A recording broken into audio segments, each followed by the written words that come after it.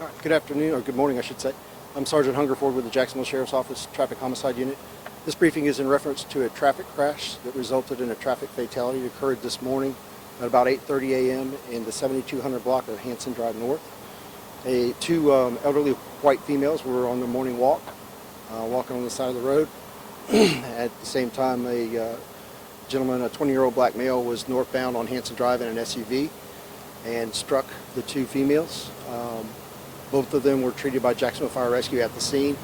One was pronounced deceased at the scene, and the second one was transported to local hospital as in critical condition. This is the 89th traffic fatality in Duval County this year, and at this time the 7200 block of Hanson Road is closed in all directions and will remain so probably for another hour or so. And with that, I'll take any questions. The two females related, or are they just friends that walk together? Yeah, friends, neighbors, and they would do their morning walk, and they were just walking on the side of the road in the northbound lane on the right-hand side of the road where they should. There's no sidewalk, so they were in the right spot where they should be walking. Was he moving a little bit quicker than maybe the 30-mile-an-hour speed? That's going to be hard to tell from just visual inspection, but I do have detectives that are mapping the scene right now, and probably in the coming weeks they'll be able to do some calculations and they'll determine an approximate speed of the vehicle. 89 seems like a pretty high number for traffic fatalities. Is that high compared to what you've seen? It's actually down almost, I think last year we were about 120 at this time. Oh, really? So down significantly. Wow. Did the driver stop and stay? Is he cooperating? Yes, sir. He stops and he's here on scene, and he's been interviewed. There's no indicators of impairment. Just seems like an accident at this point. Awfully odd. I mean, the sun's up at 8:30. You should be able to see kind of on a side street. We don't really get a lot of these. Agreed. Yeah. I don't have an explanation for it at this time. Was there any like cars parked in the road, type thing that he had to maybe avoid and didn't notice the walkers, or? No, I don't see that at the scene right now. So it looks like he's just was driving down the road and missed them. I don't have an explanation as to why just yet, but the detectives are working on that. There is video, so we'll have a pretty good idea of location of where the strike took place in relation to the roadway. And then there's some damage to the vehicle, so we should be able to get some approximations of speed and go from there. I imagine that guy's pretty devastated too. I expect so.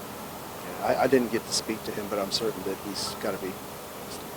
In a case like this, where it could potentially be a genuine accident, are there still generally criminal penalties attached to something like this? So we will do the investigation. Once we've completed that, we'll present it to the state attorney's office. The detective will have input, and the state attorney will make a rendering as to whether criminal charges are filed or if a traffic citation is issued. There will be repercussions. The severity will depend a lot with that interview with the state attorney's office and going over the facts and the evidence that we have. How old were the females who were walking? I don't have ages on them, but they were both probably in their 70s. The one who survived, you mentioned she was in serious condition, life-threatening injuries, or? Life-threatening injuries, correct. Yeah. Any indication? I'm guessing you'll look into it, but if you know already, any sort of texting, anything like that, texting and driving?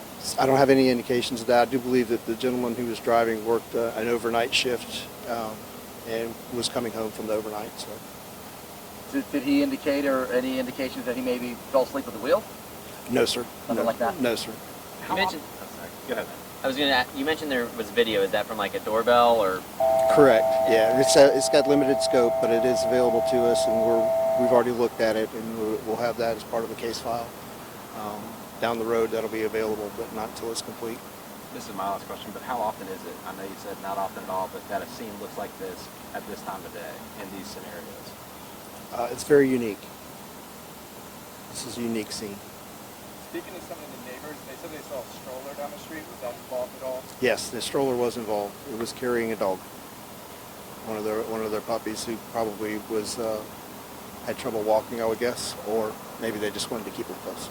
The dog okay? We don't know. Probably took off. Yeah, dog took off. But it was, as far as you know, it's two women with the dog. That's what Walking we with the have dog. so far. Yeah, and I suspect the dog is probably okay if he took off. So we'll find the dog when we're done.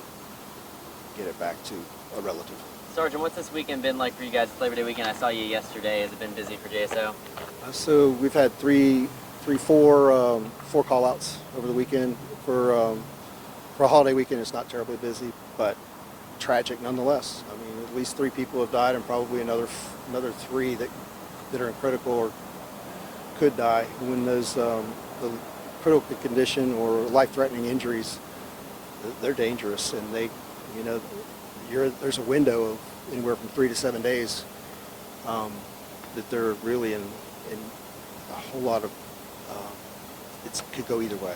It's hard to say. So the three fatalities that we've had so far may be multiplied. It's just hard to say how the recovery process goes.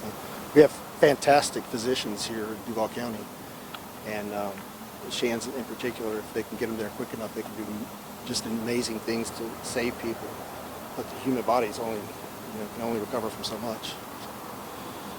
And just your message for drivers that may be heading back home, this afternoon after Labor Day weekend. Yeah, just be cognizant that road fatigue is a thing. So take a break every once in a while. Switch drivers if you have a secondary driver. And if you're changing lanes, it's just make sure that you're checking your mirrors to make sure that lane is clear. And if you're looking over at the mirrors, sit forward a little bit so you can get a better scope of view. You go from 180 degrees to 270 degrees simply by moving forward 6 inches. So just check the blind spots, and know that 10 miles per hour can be the difference between a dynamic crash with a rollover and a great deal of injury, great bodily injury or death. And 10 minutes or 10 miles per hour is not going to make a whole lot of difference in the time that you arrive from the time you leave. So just be careful. Don't push that envelope of speed. It's safer if you go a little bit slower. That's it. Thanks, Sergeant. Thanks, Doc. Have a good day.